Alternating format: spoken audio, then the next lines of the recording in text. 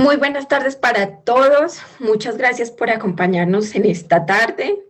Hoy tenemos un gran diálogo conversatorio, un espacio en verdad muy especial que tenemos el día de hoy porque Boyacá discute sobre renta básica.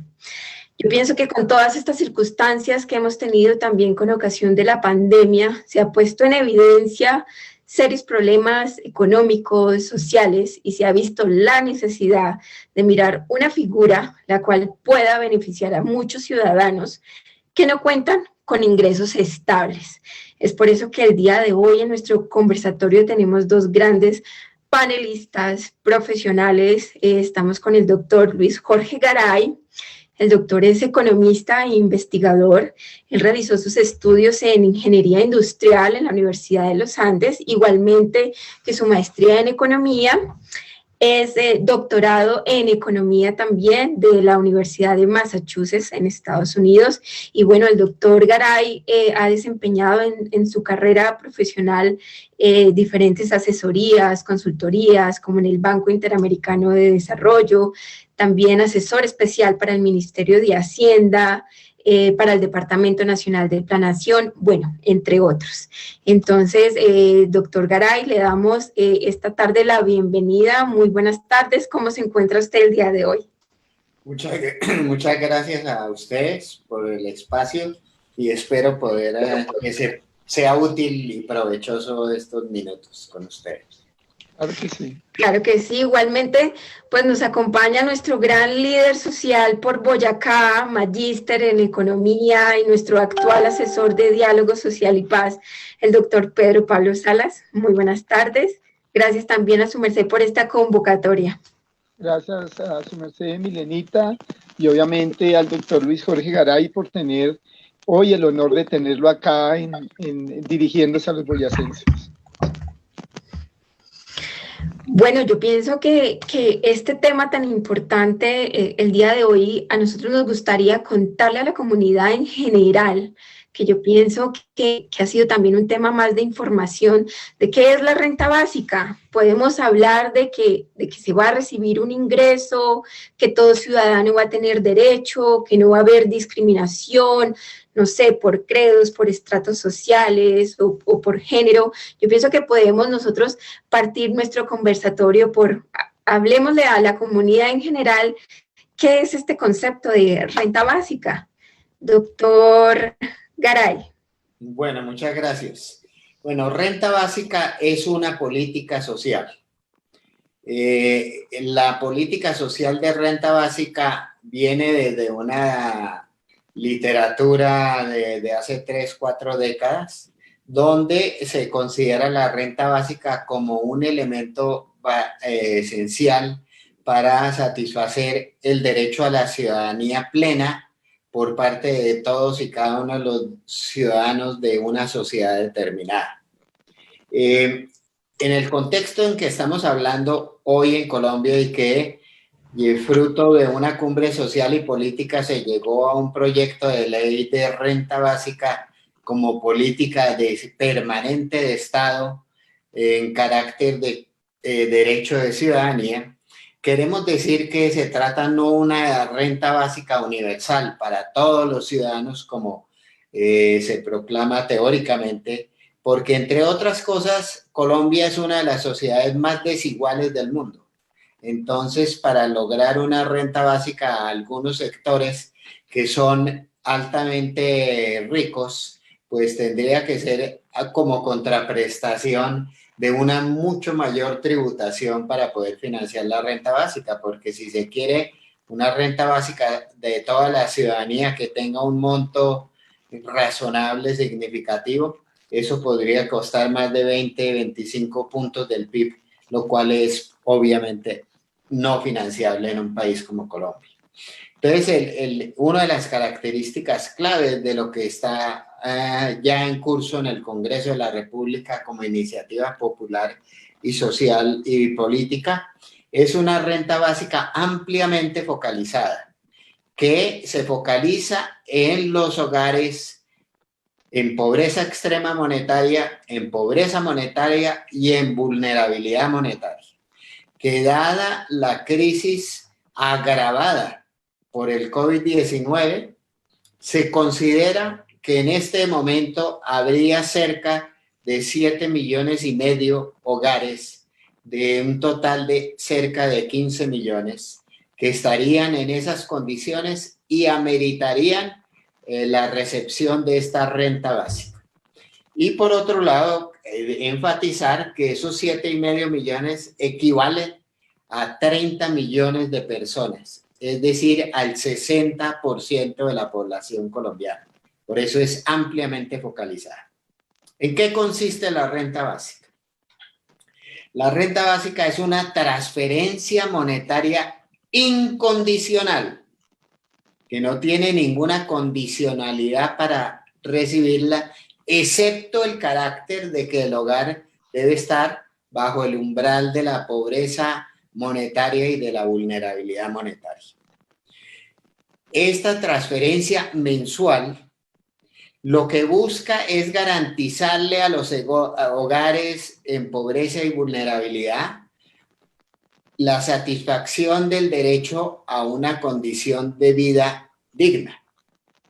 Esto tiene una raíz tanto en la jurisprudencia internacional, desde Naciones Unidas con la Declaración de los Derechos Humanos, como también de la jurisprudencia nacional en el bloque de constitucionalidad de la Carta de 1991 en Colombia.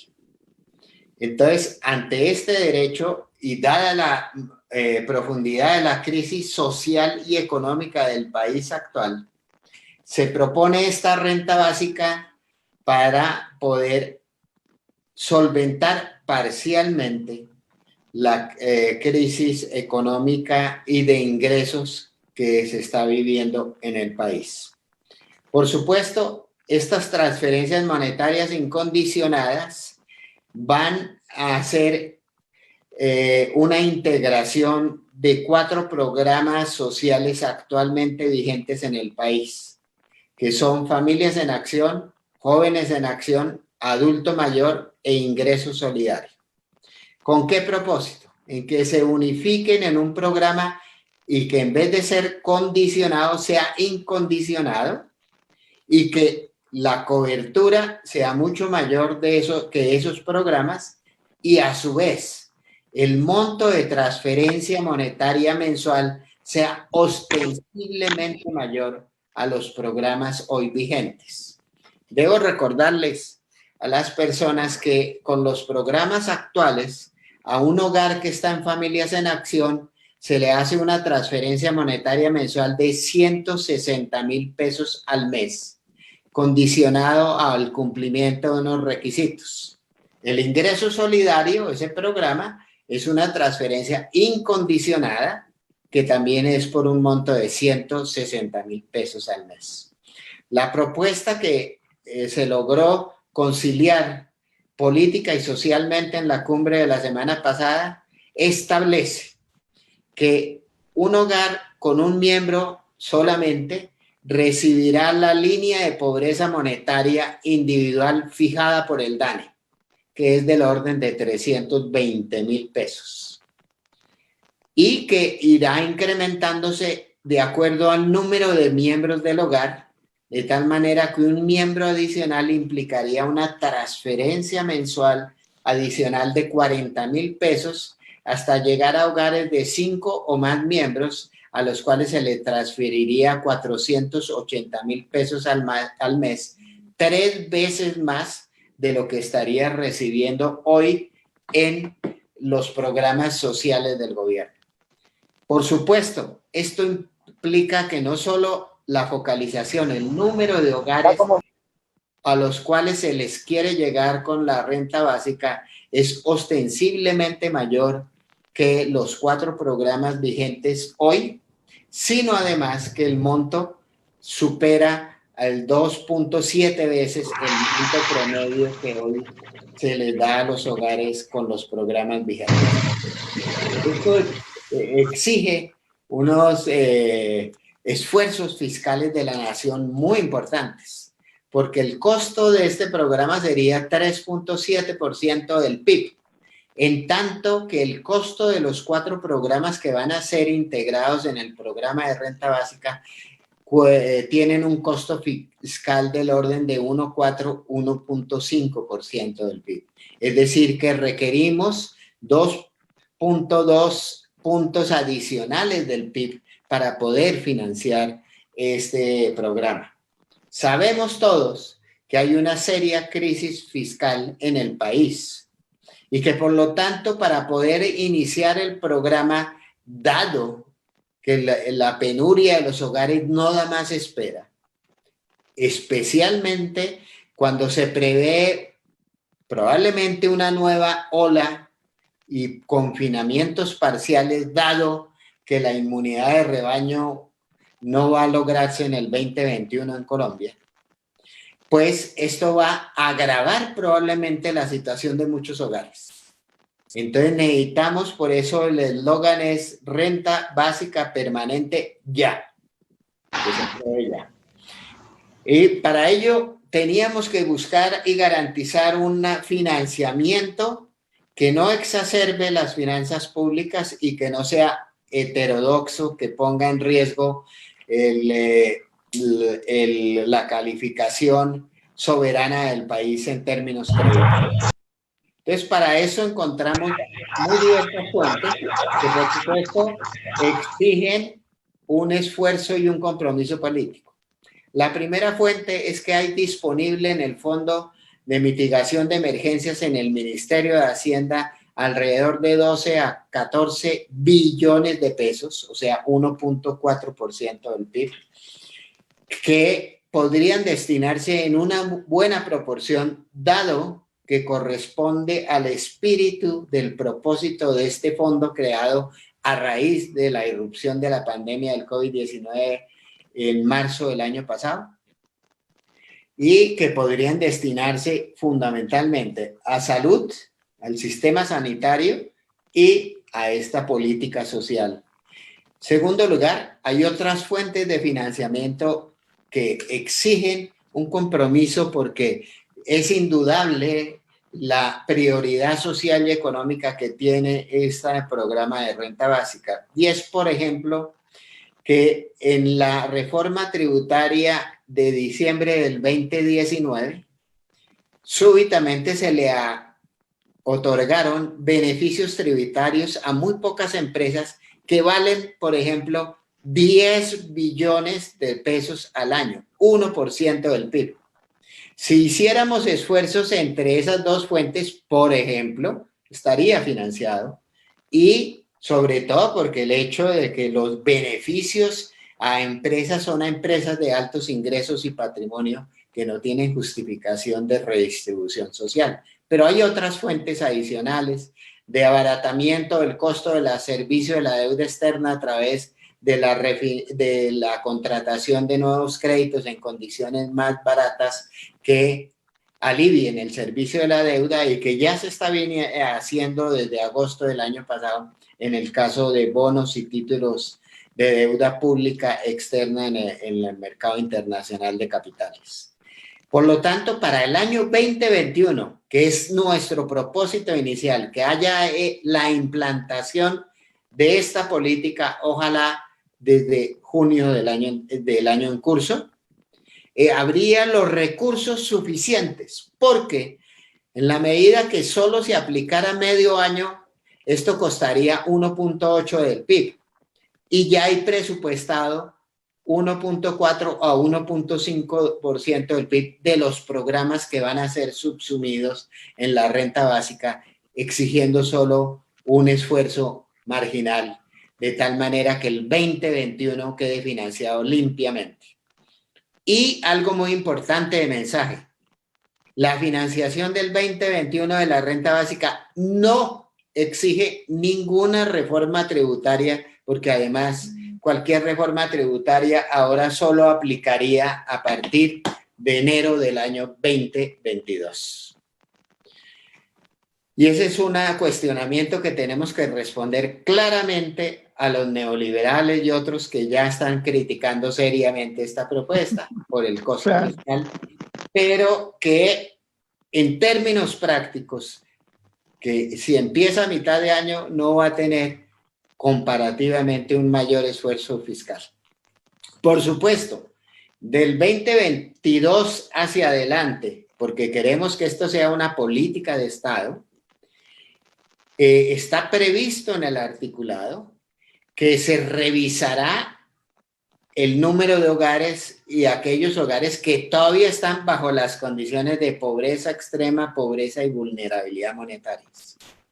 De tal manera que si por alguna casualidad entráramos en un boom, que no va a ser el caso, y se redujera la pobreza y la vulnerabilidad, el costo sería menor, por supuesto, el costo fiscal, no el costo. Entonces, en esos términos, hemos hecho todo un esfuerzo para que haya una financiación limpia, ortodoxa, que no sea sujeta a unas críticas por la oposición que no creen en este tipo de políticas sociales. Ana Milena hacía una alusión importante. Dentro de en el curso de las deliberaciones de la Cumbre Social y Política, que participaron más de 564 organizaciones sociales y más de 3.000 personas ciudadanas y ciudadanos, se llegó a un acuerdo de que, dado el papel de la mujer en la administración responsable y eficiente de los recursos de un hogar, sería muy dable que las transferencias monetarias vayan en cabeza de las mujeres jefes de hogar, de las mujeres en hogares biparentales y de las mujeres responsables en hogares compartidos. Con esto quiero decir que esto no es una retribución del trabajo que hacen las mujeres en labores de hogar y labores de cuidado. Porque en un estudio que acabamos de terminar, encontramos que si se pagara el salario mínimo legal vigente, las horas de trabajo no remuneradas en labores de hogar y de cuidado, eso equivaldría al 20% del PIB. Y por supuesto, una política de esta naturaleza no puede subsanar una estructura social y económica, no solo de Colombia, sino del mundo capitalista, que se ha centrado en un concepto de familia y que se ha asignado una responsabilidad paternalista donde el hombre ejerce unas funciones y las mujeres, sin remuneración, el gran sustento de los hogares como núcleo central de la configuración de sociedades desde hace unos siglos, pero que se está transformando evidentemente en él. Tercer elemento que quiero dejar claro es que en los programas sociales actuales del gobierno, que van a ser integrados en renta básica, hay serios problemas de focalización, o sea, de inclusión de hogares que son pobres y que no están recibiendo ninguna de las transferencias monetarias por esos programas. Y esa es una preocupación que concierne especialmente a los hogares vulnerables y pobres en cinturones de miseria de las grandes ciudades, pero muy especialmente a la población de la Colombia profunda, de los territorios del país, especialmente de las poblaciones indígenas, afrodescendientes, campesinas y rumi.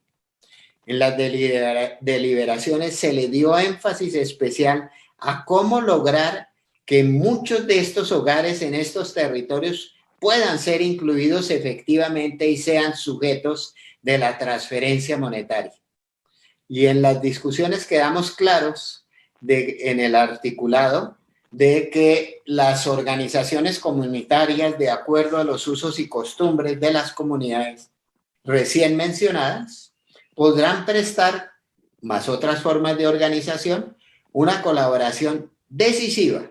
Uno, para poder levantar un censo social de los hogares que no reciben y son pobres o vulnerables monetariamente, para que mediante un mecanismo que se llama de demanda, se pueda ante el DNP y las autoridades responsables. DNP es Departamento Nacional de Planeación, el Departamento de Prosperidad Social o las agencias gubernamentales responsables puedan recibir la información calificada de los hogares que cumplen la condición, pero que no han sido focalizados, para que, como un registro administrativo con una contrastación operativa transparente y ágil, que no sea una barrera para impedir su acceso, puedan ser incluidos en la focalización.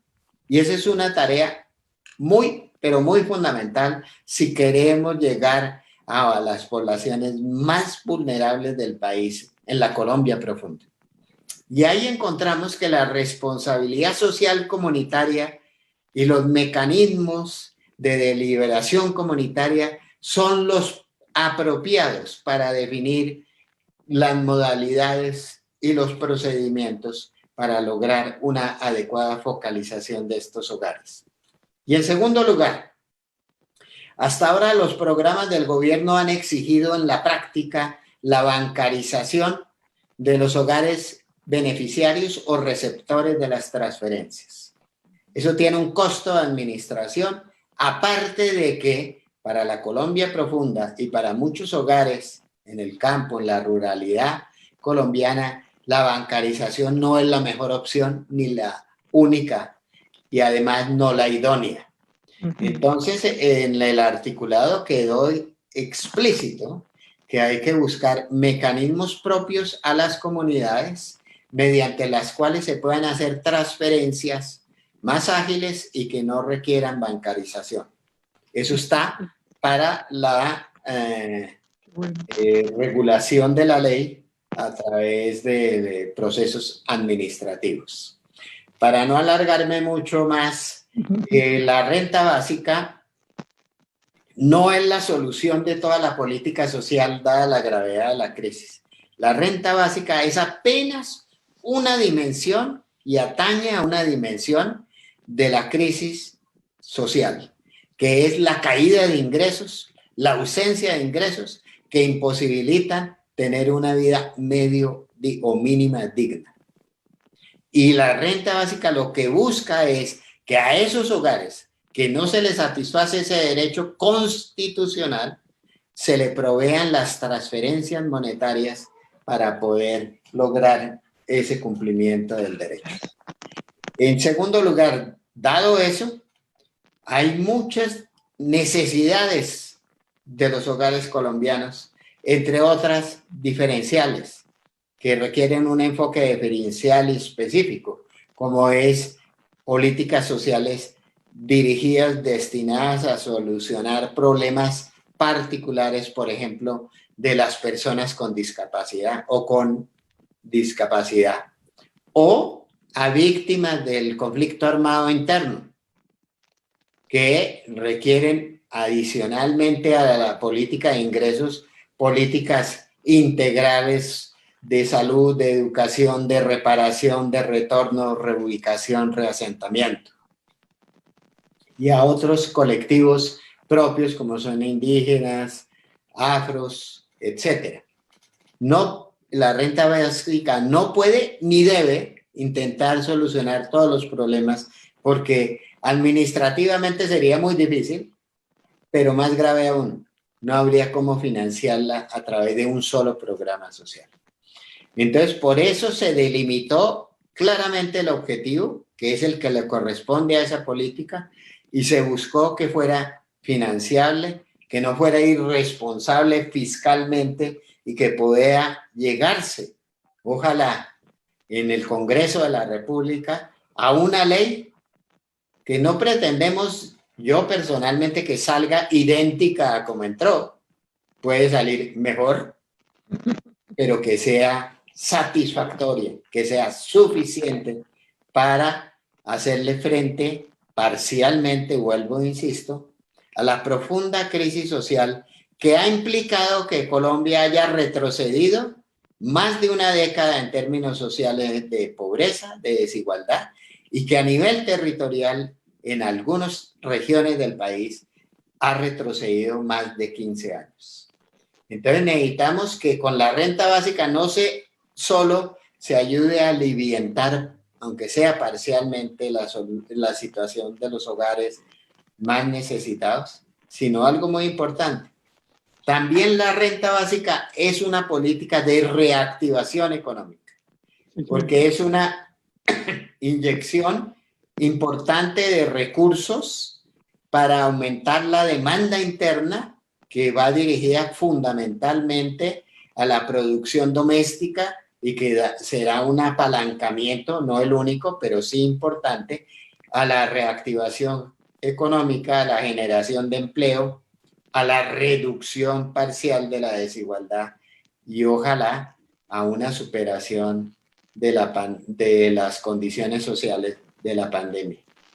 Muchas gracias y con eso creo que hago un panorama más o menos general de lo que estamos hablando.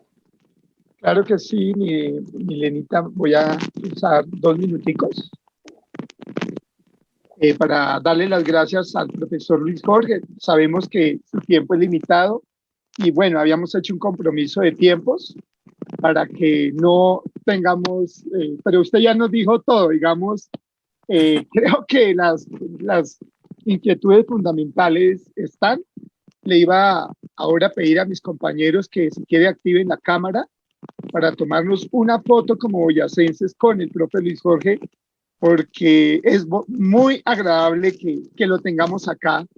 Tenemos aquí al líder campesino Lázaro Rojas, es un líder tapero muy valioso que tiene una lucha fuerte. Tenemos al profesor Dionisio, que es parte de la UPTC, de la Escuela de Economía. También tenemos a Jaime, que fue casi toda su vida sindicalista de la empresa de energía Boyacá, entre otros, y está Yasmín Camargo, que también la invitamos a que se active.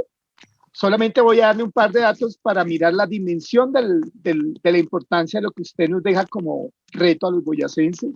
Nosotros en Boyacá, profesor Luis Jorge, antes de comenzar la pandemia, teníamos 280,000, teníamos 458,000 boyacenses, que cada uno tiene una renta menor a 280,000 pesos mensual. Y eso es en condición de línea de pobreza. Y tenemos en pobreza extrema, es decir, personas que viven con menos de 126,000 pesos, que es los indicadores para Boyacá, 126,979. Hay 93,000 boyacenses que están en condición de pobreza extrema. Esto empeoró con la pandemia. Boyacá no fue la excepción. Doctor Jorge, aquí tuvimos una crisis empresarial, una crisis laboral.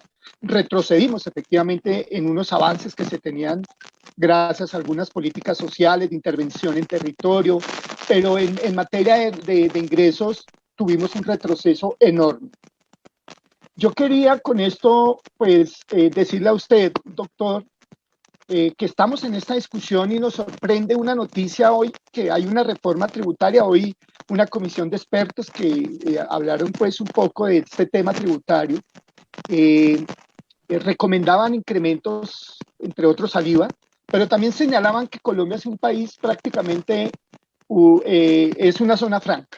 Es una zona franca donde le están dando cualquier cantidad de garantías. Ya su merced tocó un poco la línea y de financiación, es impresionante, pero nos aterra mucho más la calidad del gasto.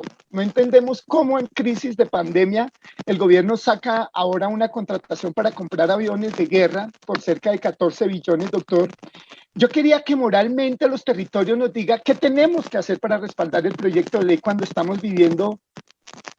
Pareciera ser que los que están gobernando este país no entienden lo que está pasando en Colombia y hacen este tipo de gastos suntuosos en una sociedad que tiene que resolver los problemas de la pobreza y la miseria extrema, como muy bien usted lo acaba de describir en los análisis estadísticos. ¿Cómo las regiones podemos participar activamente desde la sociedad civil, tipo cumbre, como ustedes lo hicieron, pero ir mucho más allá para que esto no quede únicamente en manos, pues, un poco de expertos o del Congreso, sino que también sea asumido por la sociedad? ¿Qué recomendaciones, doctor Luis Jorge, nos dejaría usted a los boyacenses para poder como sociedad entrar a participar dentro de la defensa de este proyecto que no solamente sería en el Congreso, sino no sé si hay que hacerlo también en los espacios como la calle, no sé. ¿Usted qué recomendaciones nos da, doctor Luis Jorge? Bueno, solo quería comentarle sobre lo tributario alguna cosa. Con un colega, Jorge Enrique Spitia, hemos escrito ya 4 volúmenes sobre tributación y concentración del ingreso. Y en el último volumen que salió hace 15 días, mostrábamos claramente cómo la estructura tributaria colombiana no es regresiva, es incluso regresiva en términos de que la distribución de ingresos, o sea, el nivel de desigualdad, después de impuestos sigue más o menos igual a antes de impuestos. Así es. Y eso es muy grave porque la tributación, uno de sus propósitos es la redistribución de ingresos, es la financiación del Estado para que a través de gasto público, ojalá ordenado, eficiente y bien dirigido, sirva para mejorar la condición de vida de las poblaciones, especialmente de los más vulnerables, y reduzca las desigualdades y las brechas de ingreso entre grupos poblacionales. Y eso no se está cumpliendo porque la estructura tributaria está atravesada por una multiplicidad de beneficios fiscales y tratos diferenciales que favorecen, como lo hemos demostrado detallada y numéricamente, especialmente a las personas naturales y a las personas jurídicas de más altos ingresos del país, es decir, del 5% más rico del país. Y que eso tiene implicación muy clara en que el Estado deja de recaudar por concepto de la totalidad de beneficios fiscales, tanto entre personas naturales y jurídicas, del orden de más o menos 36 billones de pesos al año. Y la mitad de ello va, o un poquito más, al 10% y el 40% al 5% más rico del país. Ante estas circunstancias, la economía política de la tributación hay que cambiarla para garantizar la progresividad, obviamente con tarifas que sean efectivas y no confiscatorias, porque de eso no se trata, sino que haya una correspondencia entre mayor pago de impuestos por mayor capacidad de pago por ingresos y por patrimonio. Y en nuestra propuesta, como un proceso de reforma estructural para el próximo quinquenio, porque a pesar de las tarifas nominales tan altas, el hecho es que la presión tributaria definida como el valor total de tributos sobre el PIB es todavía muy baja y hay que subirla para poder responder a las exigencias de un Estado de Derecho y de un Estado social de derecho. Y por lo tanto hay que hacer cambios profundos en la estructura tributaria. Pero no se pueden hacer en un año. Tiene que hacerse durante un periodo de 4 o 5 años para poder cambiar la estructura, aumentar la presión tributaria y tener una mayor eficiencia tributaria en Colombia. Entonces, ahí hay un camino muy largo de recorrer que precisamente se va a realizar otra cumbre social y política sobre principios rectores de lo que debe ser la tributación en Colombia. Y vamos a intentar empezar esa cumbre lo más pronto posible, a ver si lográramos llegar a un acuerdo de mínimos, al menos, sobre los principios que debe seguir una tributación en Colombia con un amplio respaldo social y luego político, especialmente de congresistas y políticos. Vamos a ver si lo logramos. Respecto a la participación de los datos de Boyacá, evidentemente esa es una situación y Boyacá no es el departamento que tiene mayor postración, entre otras, en el país. ¿Se imaginan otros territorios que están aún peor? Entonces, la realidad parece que en el centro del país no se dan cuenta de lo que sucede en los territorios. Entonces, esto es una necesidad perentoria. pero necesitamos que los territorios y las organizaciones, que ya hay un primer avance con esta cumbre social y política, estén permanentemente en el proceso, animándolo, fiscalizándolo y haciendo una veeduría ciudadana, tanto del trámite en el Congreso como luego de la implementación y una evaluación de los impactos de la política. Y eso quedó también incorporado en el proyecto de ley. Entonces, lo que es más importante es reforzar esta cumbre social y política permanente ya. Y es fundamental asociarse con esta cumbre y con todos los mecanismos de veeduría y participación ciudadana que están previstos para que múltiples territorios, organizaciones sociales y comunidades puedan ingresar a esa deliberación amplia, nombrar los órganos de veeduría, etcétera, y estar al tanto no solo con sus opiniones, sus recomendaciones, sino con su movilización activa, no necesariamente en la calle, pero sí una movilización presionando a sus políticos electos en el territorio, a los alcaldes, a diferentes dimensiones del ejercicio sano de la política para promover el interés público. Entonces, tenemos mucha tarea. Claro que sí. Es un paso simbólico, importante, idóneo e inédito en Colombia hasta ahora. Sigamos en eso, con la colaboración de cada vez más gente para poder salir adelante. Claro que sí, profesor, esa será nuestra tarea. Milenita. Bueno, sí, doctor Luis Jorge, la verdad estamos verdaderamente agradecidos por su presencia y por su gran ilustración.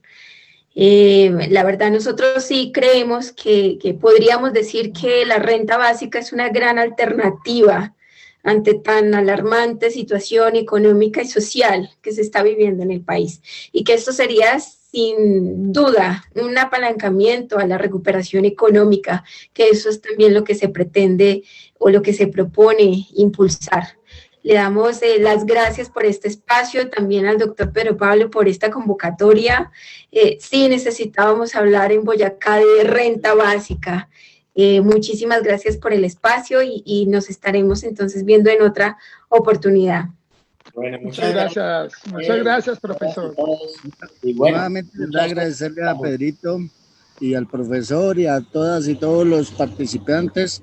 Muchas gracias y pues magnífica la explicación, y entonces estamos en contacto. Gracias. Muchísimas gracias a todos los que nos acompañaron, que tengan muy buena tarde. Gracias. Totalmente, adiós. Adiós, profe.